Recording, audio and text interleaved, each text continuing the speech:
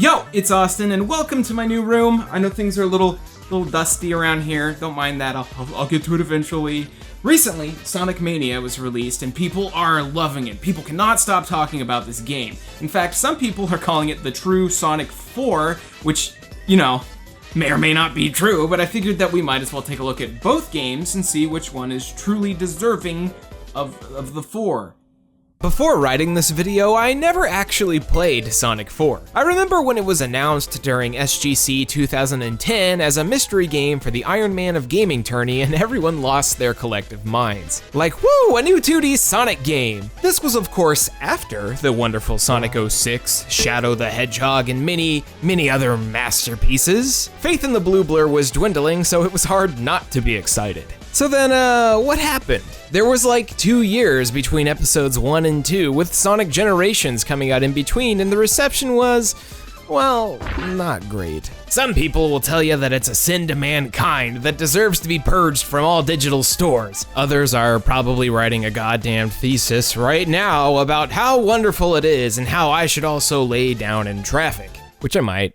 I mean, I don't really want to, but I guess that depends on how convincing your argument. So what I want to do is take a look at a bunch of different aspects of each game and put them up against each other. We talking graphics, gameplay, music, story. Oh yeah, and it's hard not to bring up the fact that Sonic Mania is being heralded as a fan project, which isn't entirely untrue. Series port and fan game veteran Christian Whitehead, responsible for the excellent mobile ports of Sonic 1, 2, and CD, spearheaded the development of a new retro Sonic game with Headcanon and Pagoda West Games. But let's be real, this isn't the first time Sega has done this, even if in the past it's had mixed results.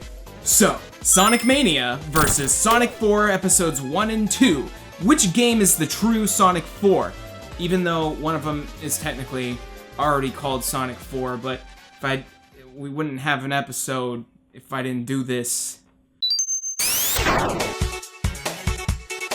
First impressions can be everything, especially in a Sonic game. Sonic 3 was memorable because you started out with a bang. You got your big-ass Sonic on the main menu, then bam, flying on a plane, supersonic, ready to mess people up. Knuckles is a jerk and the game starts. It's simple, effective, and the story kinda just tells itself. Now, how would they do this 16 years later for Sonic 4? How about a splash screen that never ends with a PNG of Sonic's hand awkwardly keyframing left and right? Like actually the music will end and just go silent. No demo, no story text, just this. Then you press the button and the game begins. I mean, I guess that's fair as the original 2 Sonic games kinda just started, but it doesn't really leave any impact whatsoever. Episode 2 takes it up a slight step by having Sonic and Tails come in on the plane again, but it doesn't really make sense. In Sonic 3, they seemed like they were just having fun or going on a vacation, but in 4, they're kinda just on a plane? Like they're flying in and decide to literally ditch the plane in the middle of nowhere and run off. That doesn't sound very financially smart. Feels like an attempt to recreate the intro of 3, but kinda lacks any of the purpose behind it. Mania, on the other hand, starts with a beautiful animated cutscene that plays hella homage to everything Sonic related, especially from the early years. It's basically like they took the old Japanese box arts and turned it into a little movie. It's cute.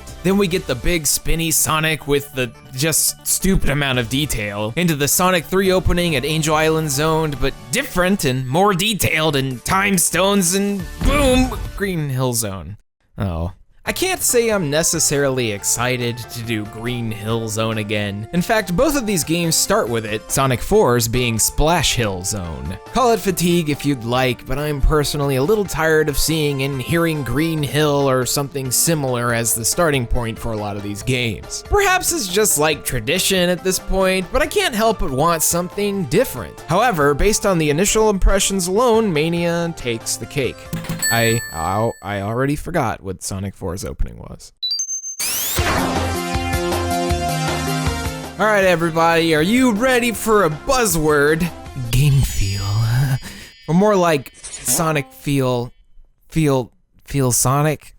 Shit. Considering it's been decades since Sonic and Knuckles made its way into living rooms and elementary school lunch discourse, they're bound to have, forgotten exactly how Sonic do. So when trying to replicate mechanics, you're bound to completely mess it up. like this. Hashtag not my Sonic. You know, people despise Sonic's lock-on ability that he picked up in his young 3D days. I never really understood the hate for it. Well, not the mechanic itself anyways. I can understand why someone may not like it when entire levels are designed around it. Listen, I don't want to play a glorified QTE as a video game. I realize we could break all of this down to you're just pressing a button to do the thing on the screen for any video game, but it, to me at least, isn't very fun.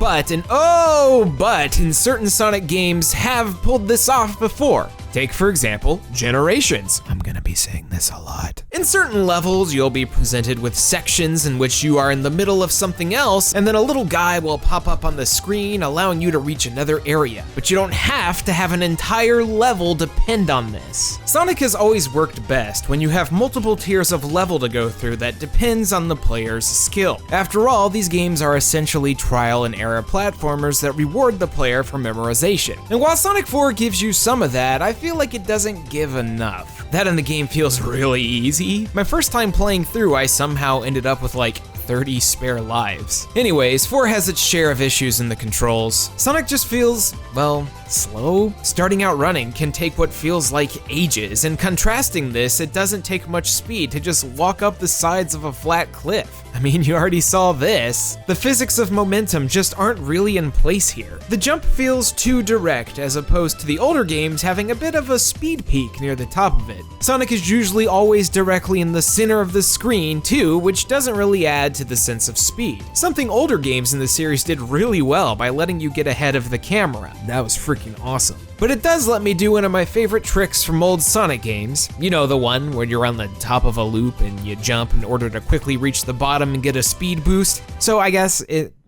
does that. Mania now. Ooh, Mania. Not only did they replicate the old physics as best they could, but we've got new, fresh ones. Older things are tightened up and it feels just so good to control. New to the arsenal is the ability to pull off a jump spin dash. By holding down and a button when landing, Sonic is able to do a quick spin dash the moment he lands, which feels real tight, man. I like it. Everything here feels right at home, like it could be on the Sega Genesis back in the day, minus the whole widescreen thing. While it's not one-to-one with nostalgia, Mania feels like it picked up the power-ups and abilities right where 3 left off, and that's great. No lock-on abilities here, just a series of go fast, slow down, jump a little bit, go fast again, beat the level. It's good. But that's not to say it's easy.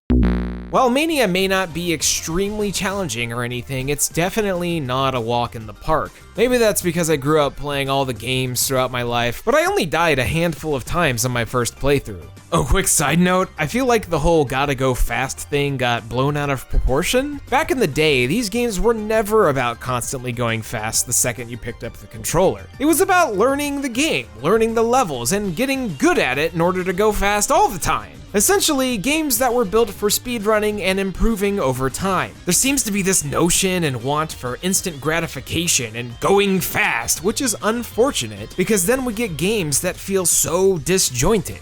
Like this one. But yeah, Sonic Mania feels Gucci, and you can cross off the loop trick. Yes. Ha!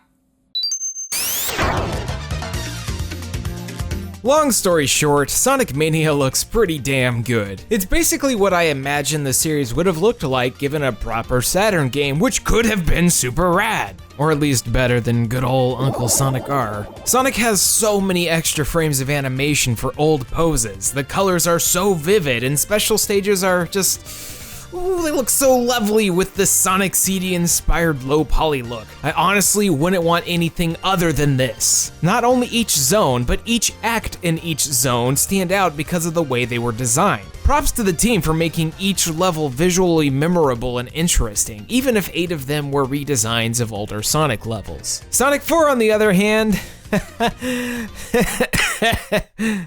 in this DM I sent to a few friends, you can see that I wrote that Sonic 4, quote, looks uninspired and like it was made by the guy who made Five Nights at Freddy's. Then it devolved to Googling Sonic FNAF, which I don't recommend. The backgrounds have these weird plasticky look to them. Everything repeats so often, and I honestly can't remember many of the levels at all besides the fact that they were essentially copy-paste versions of older Sonic levels thematically. Also, the lighting they used for Sonic himself is like extremely bright. I don't know, something here just looks off and weird and terrible. I don't know, modern Sonic's design with his extremely long blue pointy bits just doesn't sit right with me in a 2D setting. At least not the one they used in this game. Maybe not Adventure either. Points to Mania for not looking bland and giving new levels a nice little coat.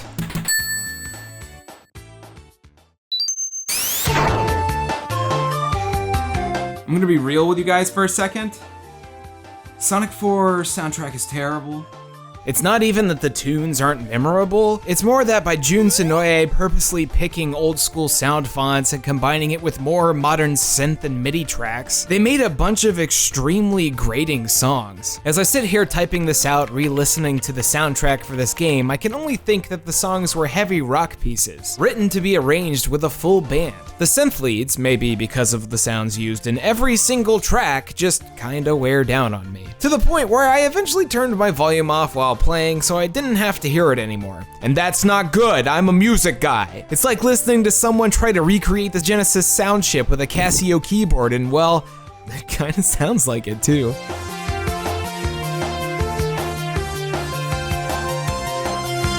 Meanwhile, over at Sonic Mania Land, holy shit! T. Lopez, you fucking mastermind. Each zone gets 2 songs, 1 for each act. Remixes and new arrangements galore, but it doesn't just end there. All of the new stages exclusive to Mania also get new tracks, some of which are insanely memorable, like Mirage Saloon and Press Garden. Listen.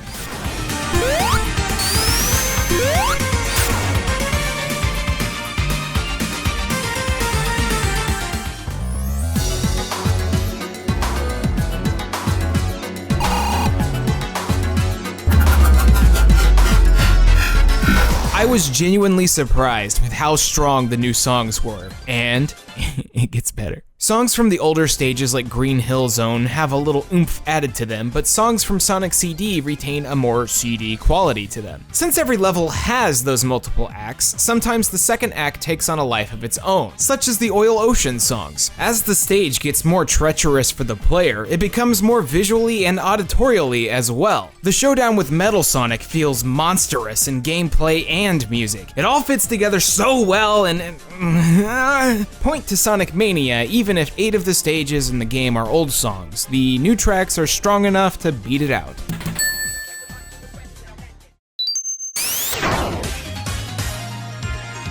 The rest of this video is gonna end up being kind of a love letter for Sonic Mania here. I kind of thought that I would end up liking 4 a little more, but well, let's get into the rest of it. Sonic 4 is an episodic game that took 2 years between each title. Supposedly a third part was planned, but with the highly negative reception, it was scrapped. Or maybe it was turned into Sonic Mania. But beyond that, these games just kind of lack soul. It feels like it was put together by a team who played the original Sonic games once and said, hey, let's do that. But then it turns out that it was actually that Sonic 4 SNES ROM hack or something. I feel like this is mostly evident in the special stages, the most boring and uninspired part of this entire experience. Let's take what was already there, except make it even more boring. I wouldn't exactly call the special stages in Sonic 1 through 3 good in the first place, just kind of there, with 1 being easily the worst, but hey, here it is, I guess. This goes beyond the stages too. It's all just kind of uninspired. For example, the stage 1 boss fight. Hey, it's the boss fight from the first game, except now he does a flip. Oh shit! Sonic 4 Episode 2 also has boss fights that are really long and terrible. Sonic Team clearly wanted to market directly to the nostalgic market here, but completely missed the mark on what made Sonic special in the first place. And weirdly enough, since Sonic Generations came out in between Episodes 1 and 2, it caused an even weirder divide. While Classic may have not controlled one-to-one like he did in the old games, it was certainly better than this. In case the lack of soul wasn't enough, there's just so many small things that add up over time. For example, why would you let the player pick any level? 3 acts is too many for a Sonic game. Sonic 2 established that, but I guess they needed to save money on assets. Slow jumping platforming feels awful when your jumps don't feel precise. Sonic is at his worst when you take control away from the player, which happens a lot. The level where you use the torch is awful. Yeah, that's just what we need, extremely fast speeds, and the inability to see anything. In fact, the level progression doesn't even make sense, which feels kind of bad in the 2010s. The final boss is literally a boss rush followed by a revamped version of the Death Egg boss that takes over 30 hits to kill. I'm not making this up. I didn't even beat it because I got too fatigued and gave up. No, sir. No. What could have been a decent entry in mainline Sonic games kind of just became what felt like a cash grab at the sake of the consumer's childhood. Sonic Mania is anything but a cash grab.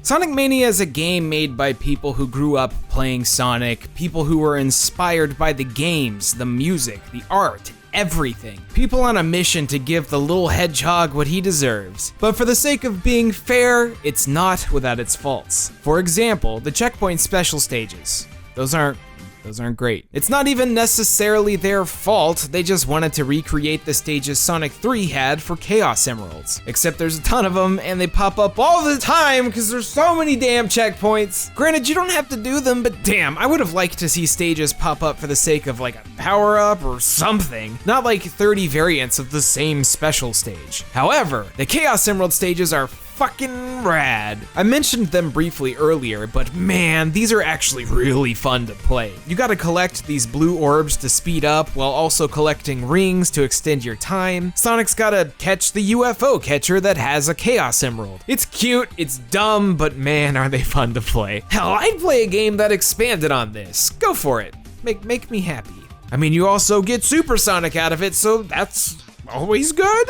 I also wasn't a huge fan of the sheer amount of rehash that Sonic Mania had. This game was absolutely at its best when trying out new ideas, which unfortunately wasn't as frequent as I would have hoped. Thankfully, the developers did their best to cram new ideas and gameplay mechanics into every single stage and zone. So even if it was visually a little too familiar, the levels themselves were each all unique beasts. Some better than others, some with boss fights that literally made my jaw drop and go, they did what? There's just so much to love about Sonic Mania. Knuckles and Tails are both playable, alternate paths that'll make multiple playthroughs totally worth it, an original soundtrack worth jamming on your stereo. Hell, you even got the multiplayer back in from Sonic 2, with the screen still awkwardly stretched out. Looks pretty awful, but hey, it's there, I guess. And don't forget about And Knuckles mode, where you can live out the reality of the meme. It's pretty fucking silly, but I'll take it. It's just so endearing to look at all of the small homages and references and be like, oh, that's the thing from the thing, oh my god! Point for Sonic Mania. If it's not very clear, I kind of love Sonic Mania. It's been a long time since our little blue friend here has had a game that wasn't decent or bad or a guilty pleasure, but instead something that's really good. Even if it is essentially a fan game that's all wrapped up and neatly packaged, it's still an amazing game. So that brings us to our tally of Sonic Mania with 5 points and Sonic 4 with 0, which everyone expected. So thank you all very much for watching. Go play Sonic Mania if you haven't, and Sonic 4 if you're brave enough. If you like these kind of versus style videos, let me know. Maybe I'll do another one on like Final Fantasy 13 and Lost Odyssey. The bouncer. Hey guys, thanks for watching, and special thanks to all of our Patreon supporters. Thanks to you all very much for sticking with me during the little hiatus here. Moving is difficult, but things should go a little more smoothly now.